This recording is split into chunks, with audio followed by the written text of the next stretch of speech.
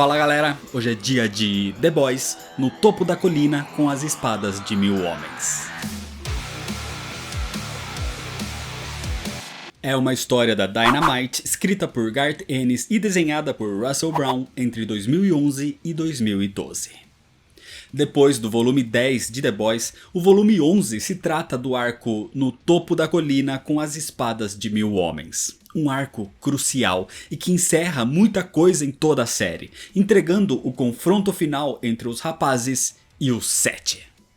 Por se tratar de uma série contínua e desse seu 11º volume, é interessante que você conheça os volumes anteriores, que eu já fiz vídeo e vai ter o link para eles aqui na descrição. Sobre a HQ, The Boys é um quadrinho não recomendado para menores de 18 anos, então eu vou censurar algumas coisas nesse vídeo, vou evitar palavras ditas na própria HQ, vou mudar alguns termos e tentar deixar tudo de forma mais amigável. Então se você tem menos de 18 anos, não leia o quadrinho, fica só com o vídeo, mas se você é maior e quer ver mais, só lendo a própria HQ. E antes de continuar, se inscreve no canal se você ainda não é inscrito, já deixa seu like para não esquecer depois e me segue nas redes sociais. E agora sim, vamos pra história, senta aí. A história começa no quartel dos rapazes, onde Billy Butcher janta enquanto assiste um filme. E na hora de ir embora, ele chama pelo cãozinho Terror, mas percebe que o seu cachorro não tá mais ali. Na Casa Branca, o presidente Dakota Bob se mostra cada vez mais preocupado com Victor Newman, o seu vice, e com a estupidez dele. Dakota Bob tem um evento nesse momento, onde ele vai receber crianças especiais com bichos de estimação incomuns. Mas em todo o evento, o presidente se demonstra muito preocupado por saber da influência da Vault dentro do governo, e saber que existem mercenários da Red River infiltrados na sua segurança. Mas as investigações sobre o assunto foram inconclusivas até o momento. Mesmo assim, Dakota Bob vai até o evento, e o presidente conhece os mascotes das crianças, enquanto discute com o seu assessor sobre a situação da guerra do Paquistão e como a piora do conflito pode acabar ajudando a ideia da Vault de colocar supers no sistema de defesa norte-americano. Quando o evento estava prestes a terminar, Victor Newman aparece. E o vice-presidente fica observando os animais e acha que numa dessas gaiolas estava o seu pequeno cachorro, o Mr. Fuzzy Buzzy. E ele abre a gaiola. Mas o animal que estava ali dentro era um carcaju totalmente raivoso. E quando ele se solta, o bicho pula em cima de Dakota Bob. E o carcaju destrói o rosto do presidente. O animal é abatido pelos seguranças, mas era tarde demais. Brutalmente, não pela Vault, nem pela Red River ou nada do tipo, mas por um pequeno carcaju, o presidente Dakota Bob foi assassinado. Enquanto isso, no quartel dos rapazes, Huey e o francês observam, sem entender, LM tendo um surto, xingando e jogando móveis pela janela e saindo quebrando a porta. Mais tarde, Billy tenta entender o motivo disso ter acontecido, e eles entram no e-mail de LM, descobrindo que a ex-esposa dele levou a filha Janine para acompanhá-la na carreira de atriz de filmes adultos. Butcher diz que não pode ter esse tipo de distração nesse momento, então ele próprio vai resolver aquela situação. Em outra parte, num jatinho particular, James Stillwell coordena os próximos passos do conglomerado, evitando que associem a Vault ao incidente com Dakota Bob, ou até mesmo com Victor Newman por enquanto. A tensão estava em toda parte, e no quartel do 7 isso também acontecia.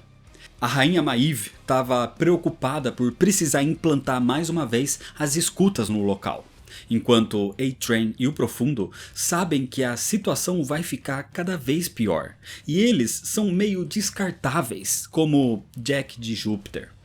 Talvez seria uma boa ideia deixar o barco antes que ele afunde. Nesse momento, o Capitão Pátria chega e pede que os dois se retirem, porque ele vai precisar da sala de reuniões. E enquanto os dois saem, o Capitão Pátria usa sua visão raio-x para vê-los, e vê nesse momento a Rainha Maeve implantando as escutas. Mas antes de se preocupar com isso, chegam os supers que ele estava esperando. Eram os Paraláticos, que surgem com seus uniformes exagerados e uma apresentação espalhafatosa. Então o Capitão Pátria os manda calar a boca e deixar de serem ridículos antes que ele tenha uma enxaqueca por causa deles. No outro dia, Hughie e Annie estão tendo problemas no relacionamento. Hughie tenta fugir do assunto, mas ela quer que ele conte a verdade. Acontece que Hughie fica pensando em tudo que passou com Annie de novo e de novo. E até anda tendo uns pesadelos bizarros, misturando a morte da Robin, a sua ex, com o que Annie passou ao entrar no set. Então, cansada por perceber que Hughie ainda a julga por isso, ele exige que ou ele mude o seu pensamento, ou ela simplesmente vai embora. Naquela manhã, LM estava na casa da sua mãe e recebe uma ligação de Janine, a sua filha. A garota pede desculpas e diz que sua mãe a convenceu a fazer aquilo, mas que estava arrependida e promete que já se afastou e nunca mais vai chegar nem perto da sua mãe. E assim LM fica mais tranquilo com essa situação. Em outra parte, Billy Butcher observa pelas novas câmeras instaladas por Maeve e ele vê o Profundo e o A-Train abandonando o set. E quando Billy chega no escritório dos rapazes, ele vê LM pedindo desculpas à equipe por ter tido aquele ataque de raiva. Então Butcher aceita as desculpas rapidamente e fala que agora, com Victor Newman assumindo a presidência, eles têm que ter mais cuidado ainda. Mas até segunda ordem, eles seguem trabalhando normalmente. Enquanto isso, na Vault, James Stillwell apresenta a Jessica Bradley à equipe Turma Titânica, uma equipe formada por ex-ajudantes mirins. E ele explica que a função da equipe agora, depois da morte do presidente, é proteger ele e a senhorita Bradley, porque ela é parte essencial para o futuro da companhia. E Bradley fica até lisonjeada com isso. Então, durante um jantar, James Stillwell e Jessica Bradley conversam sobre o futuro da Vault. Ele conta, por exemplo, que o sumiço dos G-Men e da Liga da Revanche não afetou as vendas dos materiais relacionados aos personagens. Nessa conversa, Bradley diz que estava preocupada, na verdade, com o Capitão Pátria e os seus planos secretos. Mas Stillwell diz que existem meios de parar o líder do set. Um deles seria uma bomba atômica, mas isso seria indiscreto demais.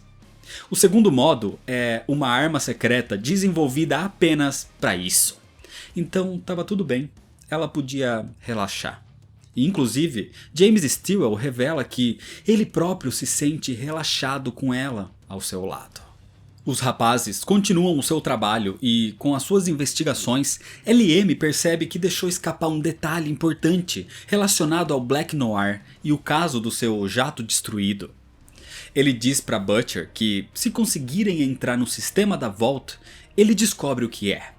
Então ele vai pedir o acesso ao Lenda. Nesse momento, Hughie se mostra preocupado com o fato de finalmente eles estarem batendo de frente com o Set. E ele diz para Billy que não quer mais se envolver na violência. Mas antes que essa conversa pudesse continuar, os Paraláticos, o grupo de supers reunidos pelo Capitão Pátria, invade o escritório do The Boys. Enquanto Hughie se esconde debaixo de uma mesa, Billy Butcher pergunta se a equipe lembrou de deixar algum dos supers vivo para que eles possam interrogar. Mas todos estavam praticamente destroçados. Nesse mesmo momento, na Casa Branca, o novo presidente serve de fantoche para a Vault, e a diretora Susan Raynor é informada que todas as ações da CIA que não forem relacionadas a contra-terrorismo estão suspensas imediatamente, e que ela deve entregar relatórios sobre todas as ações realizadas pela agência diretamente ao novo governo. Ou seja, esse seria o fim dos rapazes. No seu quartel, os rapazes encontram um único sobrevivente do grupo dos Paraláticos, que eles acabaram de destroçar facilmente. Mas ele agonizava, e tudo que consegue dizer é que a Vault foi quem os mandou. Butcher não entende por que uma equipe de tão baixo escalão foi selecionada para isso. Mas antes que possam conseguir mais informações, a autodestruição daquele super é ativada e ele simplesmente explode em 1000 pedaços. Com isso, Butcher liga pro Lenda e conta o que está acontecendo, para que seja liberado imediatamente o acesso a LM no sistema da Vault. Nesse momento, Huey decide lhes contar uma coisa. Ele conta o que o Black Noir fez com ele durante o Herogasm e que ele pegou escondido os documentos da Rainha Maeve na casa do Doutor Peculiar e descobriu da vez em que o Capitão Pátria enganou para que ele tirasse aquelas fotos dela com o Black Noir. Todos dão risada dos acontecimentos, já que Huey pegou aqueles documentos esperando encontrar e aproveitar as fotos comprometedoras de Maeve. E esse ato pervertido pode acabar sendo a vantagem que eles precisam. E até a fêmea, que nunca tem expressões, acaba dando risada da situação. Mesmo assim, Billy percebe algo. Que era estranho o Black Noir saber que os rapazes estavam no Herogasm e não ter contado nada para ninguém. De qualquer forma, ele pede para que Huey traga os arquivos de Maeve para que fossem analisados. Enquanto dá uma saída, Billy recebe uma ligação de Susan Raynor e ela conta sobre os planos da Vault. Seria o fim dos rapazes e a ascensão dos supers na defesa nacional. Então, com a urgência da situação, Butcher vai preparar a cartada final. Raynor não se sente bem conspirando contra o próprio presidente dos Estados Unidos, mas entende que só isso pode impedir o avanço da Vault. E enquanto ela pergunta se Butcher vai retaliar o ataque dos Paraláticos, ele informa que já mandou os especialistas fazerem isso. O francês e a fêmea invadem o prédio da Vault nesse momento, em retaliação para matar James Stilwell. No quartel dos rapazes, com Billy de volta, enquanto LM checa os documentos que Huey trouxe, o rapaz escocês se mostra meio frustrado que ninguém se importou com ele quando contou sobre o abuso que sofreu no Herogasm. Mas Butcher diz que tinha algo no terraço para animá-lo. E ali, Billy revela um espancado e amarrado A-Train. No quartel do 7, o Capitão Pátria finaliza uma ligação de extrema importância e diz que a partir de amanhã o mundo será totalmente diferente. Mas imediatamente ao parecer todo imponente, ele fica completamente enjoado do próprio plano e corre para o banheiro para vomitar, onde se pergunta o que acabou de fazer. Nesse momento, um exército de supers se encaminha para a capital dos Estados Unidos, para Washington DC. Enquanto isso, Billy Butcher explica para Huey que o A-Train não faz mais parte do 7. Então ele poderia ter a vingança que sempre quis, sem retaliação. Mas Huey se mostra relutante. Ele não quer mais tanta violência. Então Billy começa a lhe mostrar uma gravação de A-Train conversando com os companheiros de equipe sobre a morte de Robin, a sua ex. Para A-Train, aquilo tinha sido o mesmo que nada. Ninguém mandou a garota estar ali no lugar errado na hora errada. Então, cada vez mais irritado, Huey começa a gritar com A-Train e o Super apenas chora e pede para não morrer. Butcher diz para Huey que é inútil falar com ele, que para os Supers, pessoas normais são lixo e isso nunca vai mudar. E então ele mostra mais conversas, agora sobre Annie, antes dela entrar para o 7. E foi o A-Train que disse que deveriam escolher aquela garota inocente, só para ver até onde ela seria capaz de ir para entrar no grupo. Mesmo tentando se segurar, Huey não consegue mais, e tomado pela fúria, ele ataca e arranca a cabeça do A-Train com um único chute, matando o ex-integrante do 7, e finalmente tendo a sua vingança. No prédio da Vault, o francês e a fêmea iniciam o ataque a James Stillwell, mas precisam passar primeiro pela turma titânica. Só que a briga fica feia com a quantidade de supers, e no meio dos combates um raio de energia amputa o braço do francês. O francês fica caído no chão, sangrando e se contorcendo de dor, e a fêmea fica em choque. Mas quando vê o resto da turma titânica tentando ir pra cima dela, ela se enfurece e destroça quase todos de uma só vez. Nesse momento, James Stillwell propõe uma trégua e pergunta por que eles estão fazendo isso, se é um ataque ou uma retaliação. Então o francês diz que é uma retaliação por terem enviado os Paraláticos para o seu quartel. Só que James Stillwell diz que não foi ele quem encomendou esse ataque. Até porque os Paraláticos eram uma equipe, como ele diz, bucha de canhão. Não teria por que enviar esse tipo de super para cima de uma equipe como os rapazes. Então Stillwell oferece tratamento médico para o francês, em troca de uma conversa com Billy Butcher.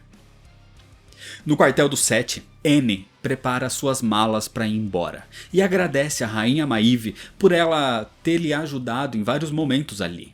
E ela pergunta por que Maeve não vai embora também. Não existe motivo para ela continuar ali. Maeve acha que vai ficar sozinha, que não tem para onde ir, mas Anne se dispõe a ajudá-la. Assim, Maeve resolve ir embora também. O problema é que na saída pelo hangar, o Capitão Pátria aparece para resolver a pendência de tê-la visto implantando as escutas no quartel. Então, percebendo o perigo, Maeve joga Anne para fora dali e ela própria parte para cima do capitão, mas era inútil. A sua super espada, por exemplo, era um brinquedo perto do poder do Capitão Pátria. E só com um soco do lado de fora, Anne vê a cabeça decepada da rainha Maeve voando do seu lado. E então ela foge dali. De volta no escritório, os rapazes recebem a notícia do cerco dos supers na Casa Branca. E nesse momento o francês liga para Billy, que fica surpreso ao atender e falar com James Stillwell. O executivo da Vault então explica que quem armou todos os ataques foi o Capitão Pátria e não a Vault. E ele fez isso para manter os dois ocupados, se degladiando enquanto ele tomava o controle do país. Assim, Billy Butcher desliga o celular e diz para que LM divulgue todas as informações que eles têm. Todas as fotos, vídeos, textos, seja na TV, rádio ou internet. Porque era hora do confronto final. Huey e Billy Butcher partem num jato particular a caminho de Washington, enquanto LM fica no quartel espalhando todas as informações que recolheram nos últimos anos. Fotos vazadas da Rainha Maeve, ligação supremacista do Stormfront, os testes do composto V em crianças, o desastre do 11 de setembro e principalmente o Capitão Pátria destroçando completamente uma família inteira. Tudo estava sendo mostrado nos noticiários para o mundo todo. Enquanto assiste a tudo isso no seu escritório, James Stillwell recebe a visita do Capitão Pátria. Nesse momento, Stillwell demonstra total apatia pelo plano do Super e diz que não está nem um pouco impressionado. Ele apenas estragou todos os anos de planejamento para o embarque dos Supers na defesa nacional com esse ataque direto à capital. E que era melhor mesmo ele morrer logo, em vez de ficar vendo esse plano idiota e sem direção nenhuma do Capitão Pátria. Só que isso mexe com o ego do capitão, que ao não conseguir uma reação nem de raiva, nem de medo do executivo da Vault, ele o deixa vivo, dizendo que Stillwell vai assistir toda a ascensão do seu poder. Ao chegar na Casa Branca, Huey e Butcher veem nos céus os supers flutuando, e do lado de fora um exército de militares. Uma guerra estava prestes a começar. Um coronel se reporta a Billy Butcher e diz que o Capitão Pátria surgiu e entrou na Casa Branca há algumas horas. E a partir desse momento, os Supers ficaram flutuando sobre o prédio do governo sem fazer nada. Apenas como se estivessem esperando algum comando, ou defendendo o local. Ele informa também que as armas especiais do suporte aéreo só chegam depois do amanhecer. E tudo o que eles podem fazer agora é esperar. Assim, Billy pede para que Huey faça um chá inglês para eles. Só que pouco antes do amanhecer, Butcher diz que estava na hora. Estava na hora de conseguir o que ele sempre quis. A sua vingança contra o Capitão Pátria. E ele vai fazer isso sozinho. Huey até tenta impedir o que ele chama de suicídio. Mas Billy diz que não vai parar. E os militares até têm ordens para abatê-lo caso ele tente impedir o seu avanço. Enquanto isso, no quartel dos rapazes, o francês e a fêmea chegam com vida e medicados, como prometido. Nesse momento, LM fica aliviado em vê-los ali, mas ao mesmo tempo preocupado porque acabou de fazer descobertas extremamente importantes. Ele relacionou o código de acesso do Black Noir, que pediu a troca do seu jato, com as informações nos servidores da Vault e encontrou arquivos perturbadores. Então ele liga para Huey, que conta que Billy Butcher estava indo sozinho até o interior da Casa Branca. Mas LM diz que ele vai se deparar com algo que não estava preparado para enfrentar. Dentro do salão oval, Butcher encontra vários corpos dilacerados, enquanto o Capitão Pátria brinca com a cabeça decepada de Victor Newman. Billy diz que está impressionado de forma irônica, e isso irrita o Super, assim como se irritou quando James Stewart também disse isso. E ele grita que não quer impressionar ninguém além dele mesmo, e que pessoas normais não são nada perto do que ele é. Só que nesse momento, no meio da discussão daqueles dois grandes inimigos, surge o Black Noir. Enquanto isso, LM começa a contar para Huey sobre as descobertas que fez. Acontece que o Capitão Pátria foi criado a partir do DNA do Stormfront, por isso ele é tão poderoso. Mas, diferente do Stormfront, o Capitão Pátria foi gerado desde o embrião com o composto V, numa barriga de aluguel qualquer. Só que, por ter tanto poder, todo o processo de criá-lo foi feito numa base subterrânea com uma bomba nuclear do seu lado, pronta para ser detonada caso ele saísse do controle. Mas a Vault sempre percebeu que precisavam de uma maneira mais prática e simples de eliminar o capitão caso fosse necessário. E a arma secreta era o Black Noir. O Black Noir foi criado unicamente com o propósito de destruir o Capitão Pátria, mas isso nunca foi necessário.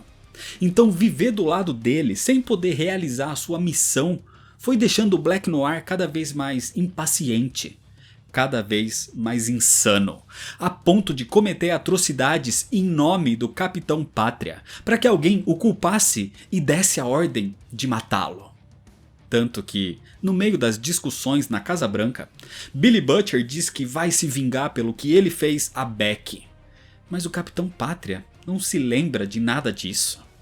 Ele lembra de muita coisa, tipo o incidente com o avião no 11 de setembro. Mas não lembra das atrocidades que fez naquelas fotos, matando toda uma família, incluindo as crianças, por exemplo. Então nesse momento, o Black Noir aparece dando risada. E ali ele tira sua máscara e se revela. O Black Noir era um clone idêntico do Capitão Pátria. Foi ele quem fez aquilo. Foi ele quem abusou de Becky.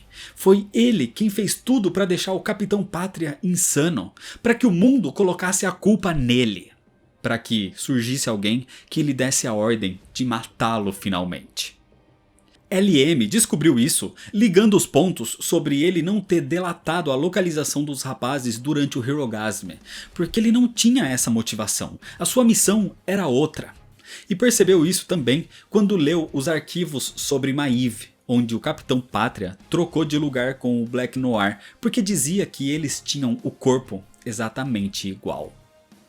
Mas nem o Capitão Pátria sabia disso, que vivia ao lado da sua arma de destruição esse tempo todo. E que esse tempo todo ele estava sendo induzido à loucura por atos que nem cometeu.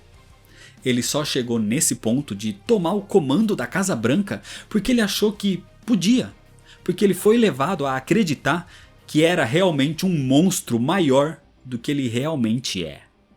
Então, enfurecido, o Capitão Pátria parte para cima do real monstro maior, o Black Noir. Do lado de fora, o apoio aéreo dos Estados Unidos chega finalmente, e com artilharia especial que parecia seguir cada um deles. Então os militares começam a dizimar todos os supers, como por exemplo o Opai e todos os que ele reuniu que apoiavam o plano do Capitão Pátria. Vendo a proporção que tudo isso tomou, Billy Butcher corre para fora da Casa Branca e se dirige ao pilotão em que estava com Huey, se preparando e assumindo uma das metralhadoras pesadas, igual a que ele costumava usar na Guerra das Malvinas. E no meio das explosões e tiros, um Black Noir completamente destruído e em pedaços aparece segurando os restos mortais, literalmente só o que sobrou do Capitão Pátria. Cumprindo a missão para a qual foi criado, ele fica parado agora, e toda a artilharia se concentra nele. Então, pouco a pouco, o seu próprio corpo vai sendo despedaçado cada vez mais. De joelhos, ele só observa quando Billy Butcher se aproxima, e com o seu pé de cabra, Billy arranca o topo do que sobrou da cabeça do Black Noir, arrancando um pedaço do seu cérebro com as mãos e dizendo que, se ele tiver sorte, ali tá a memória do que ele fez com Beck naquela noite. E conseguindo a sua vingança finalmente, ele espreme o resto do cérebro do Black Noir com as próprias mãos. Billy Butcher conseguiu. Ele acabou com os 7. Capitão Pátria e Black Noir estavam mortos. E num momento a sós, ele olha para o céu e chora. Num momento de felicidade e tristeza. Pedindo desculpas para Beck pelo que ele fez e pelo rumo que a sua vida tomou. Mas ele pede perdão principalmente porque o que estava por vir seria ainda pior. E é desse jeito que termina a história. No topo da colina com as espadas de 1000 homens é basicamente um dos finais da série e encerra o ciclo de confrontos e toda a motivação tanto de Huey quanto de Billy Butcher. A narrativa, um pouco mais quebrada aqui, até faz sentido e ajuda muito na imersão do senso de urgência, na sensação de perigo constante. Isso, junto com o roteiro, criam uma expectativa que a bolha está enchendo até estourar no final. E ela realmente estoura e se encerra, pelo menos para mim, de forma satisfatória. E a arte é o padrão da série e fecha esse primeiro final muito bem. Agora, eu digo primeiro final porque o volume 11 encerra muita coisa, mas o volume 12 é o final da série principal, com momentos ainda mais chocantes e extremos do que aconteceram aqui. E claro que o fim, o volume 12, é história para outro vídeo. Então é isso, se você ainda não é inscrito, se inscreve no canal, deixa seu like se você gostou, me segue nas redes sociais para ficar por dentro das novidades e compartilha esse vídeo com seus amigos. Muito obrigado, valeu e até mais.